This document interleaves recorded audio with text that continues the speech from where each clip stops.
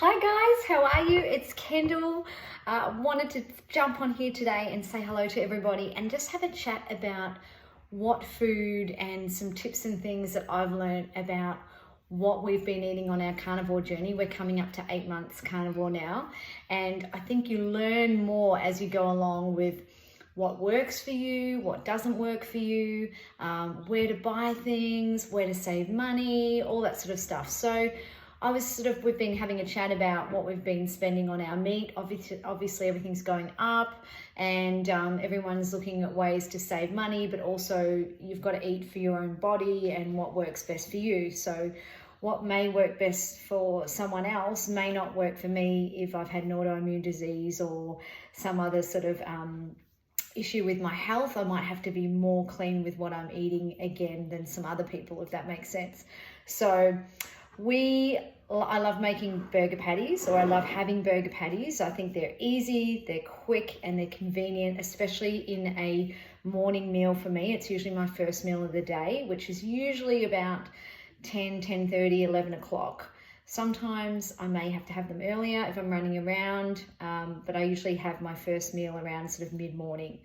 Now, I was buying some patties that were ready-made from places like Aldi or that sort of thing, and they're lovely, but you can definitely taste there is other things. If you look at the back of your burger patty packets, there's cornstarch and all these additives and things in there, and they're not the real deal. They're not just meat. There's so much stuff in there. They are convenient, but you've got to think about all the extra stuff that's getting put into your body every time you eat them, even just a little bit. And there's definitely seed oils in there, I would imagine. So I decided, especially because having an autoimmune disease in my past, I want to be cleaner. So I've been making my own patties. So these are just some that are frozen out of our freezer. Now, there's two ways you could do it. I wanted to buy mince that was good to make the patty. So I asked my butcher, and he was using some chuck steak and making the chuck steak into mince, which is what these are.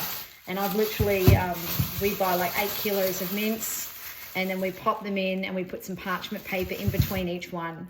Since then, we've now bought a little smasher to do the burgers with, which is really handy. I haven't got it in front of me, but I can show you what that is. I haven't even used it yet. My husband's great. He always buys me things to help make things easier. So you pop your mince in there and you smash that down, which is great. So these ones were just made by hand. Alternatively, the chuck mince is a little bit more expensive. It is nice. I'm going to go back now and use some cheaper mince, and I'm just going to go back and buy my normal mince. You can get it from any supermarket. Costco, I think, are probably great because they have it in bulk.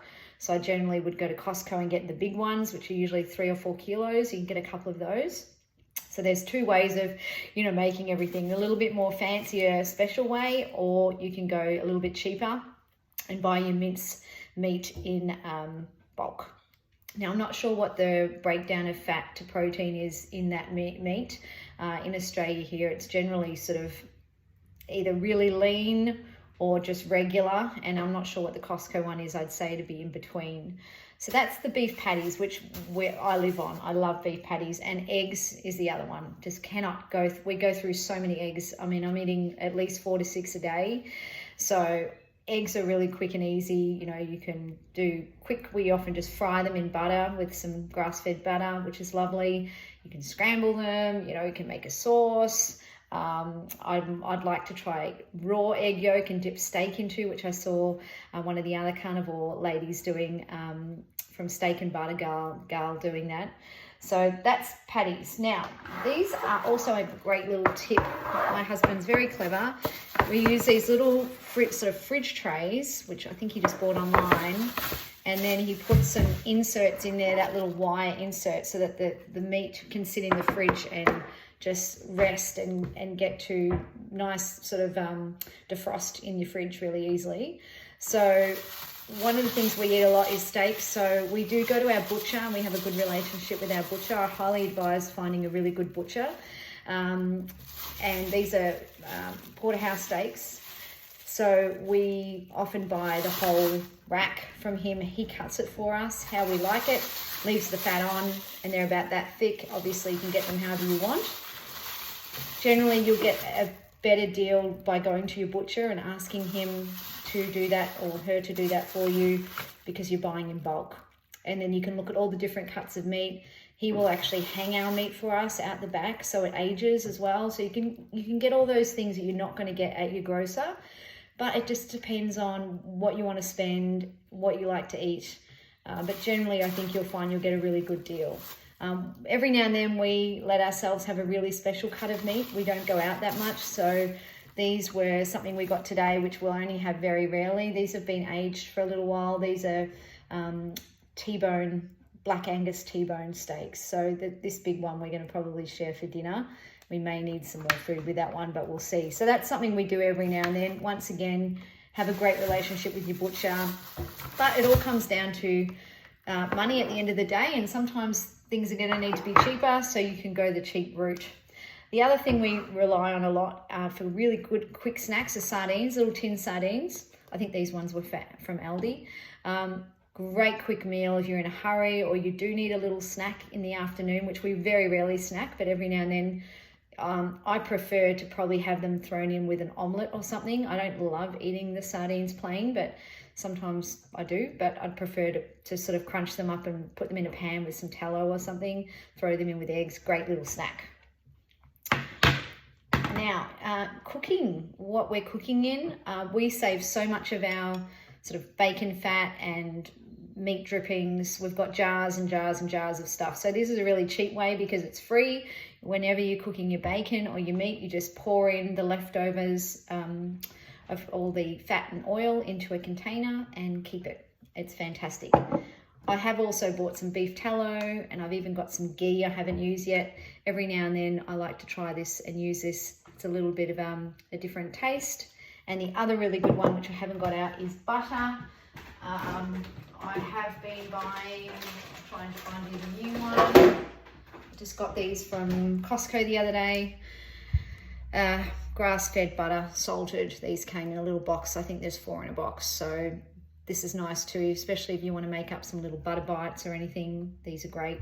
Cook your eggs in it. So there's a few different sources of fat, sort of your free ones that you can do yourself from your meat drippings, your tallow, butter, and obviously there's ghee and other things as well. So I hope that helps. Love to hear what you guys are eating and what you eat a lot of the time, and if you've got any other tips. I think really making a relationship with your butcher is a really good one. Knowing your prices and seeing what's on special every time you go to your local supermarket. Check out what's on special. Often they have specials for your mince meats and things like that. The other one we often buy is chicken drumsticks, frozen chicken drumsticks in like a 2-kilo bag. They're very, very cheap. Throw them in the air fryer. It's a great meal, and to have a break from meat every now and then. That's another really good one that we like to do. And every now and then we'll buy some pork belly and have that as bacon, as a bit of a treat as well from our butcher. So much to look at. Costco is definitely another one I would have a look at for their meat, because they often sell them in the big racks as well, and you can cut them up yourself. But yeah, love to hear how you guys are doing with everything, and hope that's helpful, and look forward to chatting to you more soon. Bye-bye.